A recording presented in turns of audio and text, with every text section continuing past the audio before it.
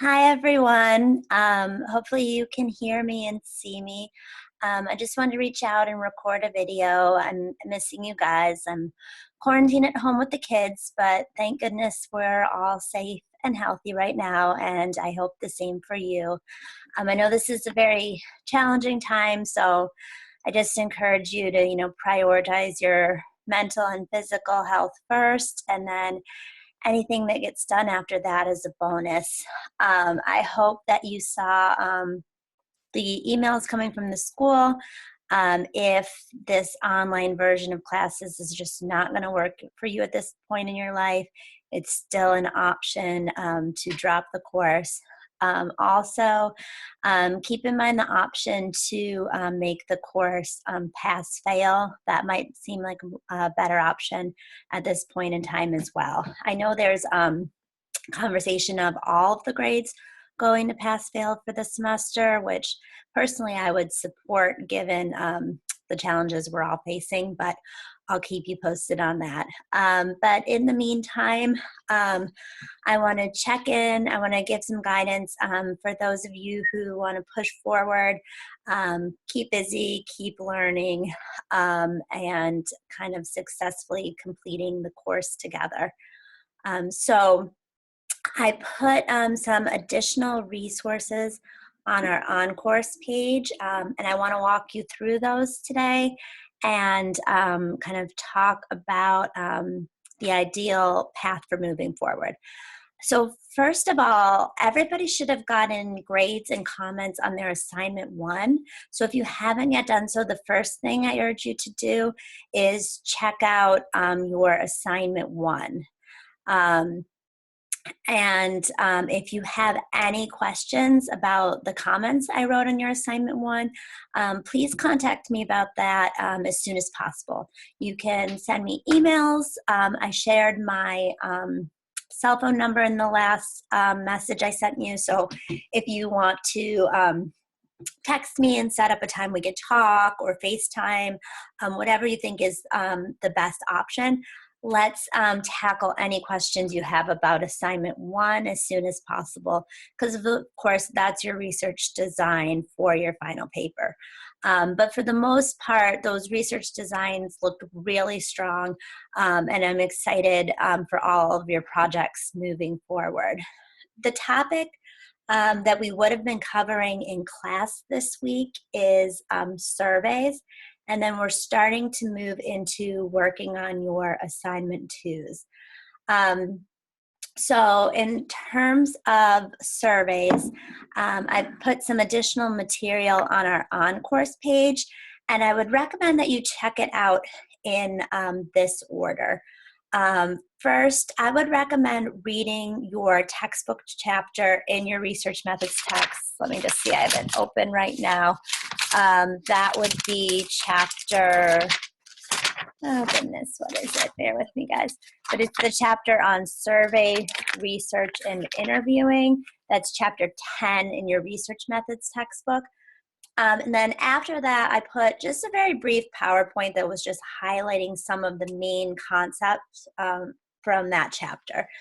Then another thing I put on there was a brief PDF presentation from Wheaton College's Institutional Review Board. So anytime you're doing research that involves human subjects, like surveys, you have to go through the Institutional Review Board, and each college has their own Institutional Review Board. Because research methods is considered a practicum class, for the purposes of this class, I serve as your proxy for the Institutional Review Board.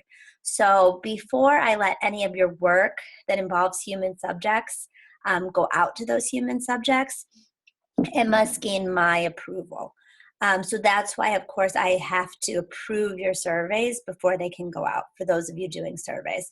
But I wanted everybody to be familiar with the principles of the Institutional Review Board, because we might either at our time in Wheaton or in our future careers have to go through the Institutional Review Board.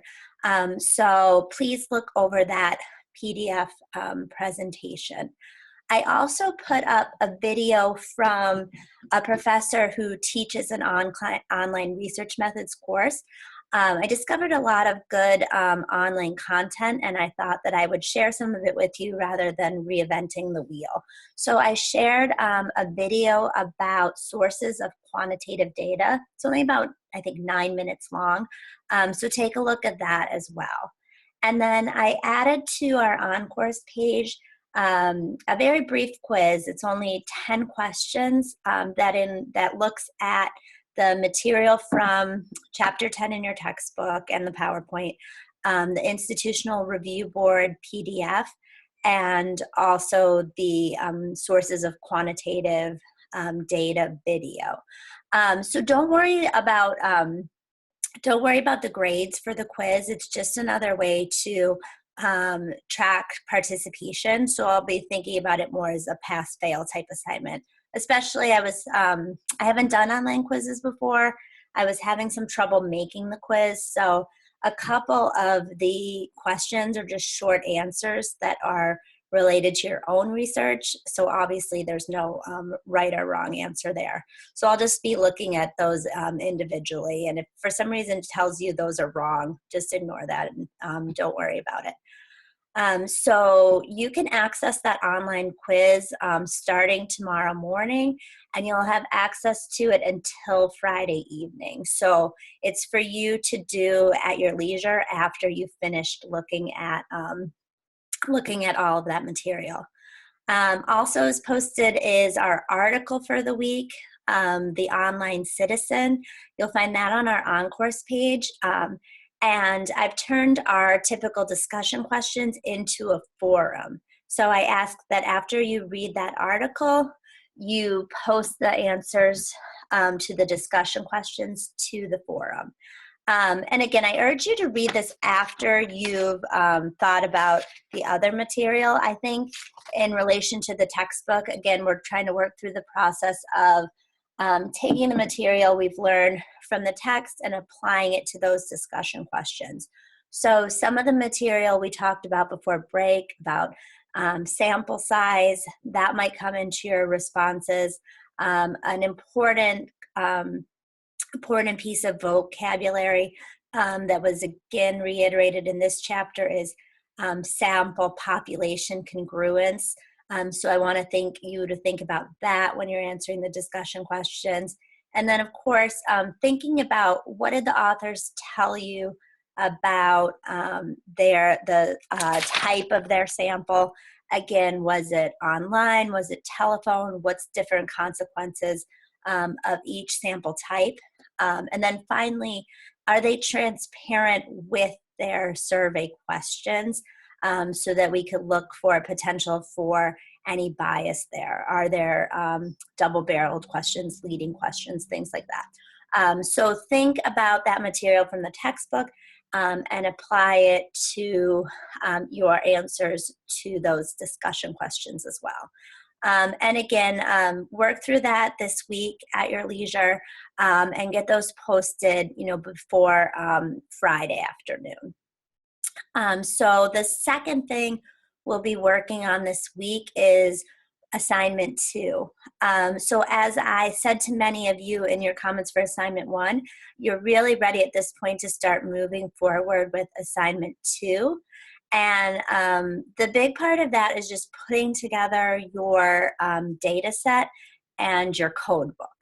So I will be posting early this week, probably tomorrow morning. I'll start posting various examples of data sets and code books from previous semesters to give you an idea what that looks like. And again, this is something I encourage you to reach out to me about if you have any questions as well. So again, you can email me, text me, set up an individual meeting. And then if there's any interest too, I can set up kind of like group office hours via Zoom so that I can have a designated period of time to check in with you guys again this week if you would like to do so. Okay, so hopefully you kind of have a sense of the game plan for this week. and I look forward to hearing from you about your individual projects. Please check in with questions and concerns. As I said in my last email, I think now that we've gone online, it's going to be definitely important to just be checking in one-on-one. What's going to be feasible for some of your projects, given our changing circumstances, is going to look a little bit different than what's feasible for others. Especially, of course, individuals that are doing surveys as part of their research design. Please check in with me this week. The best place to start is by sending me a draft of your survey, and then we can move forward from there. So thank you for listening. Stay healthy, stay safe, and missing you guys.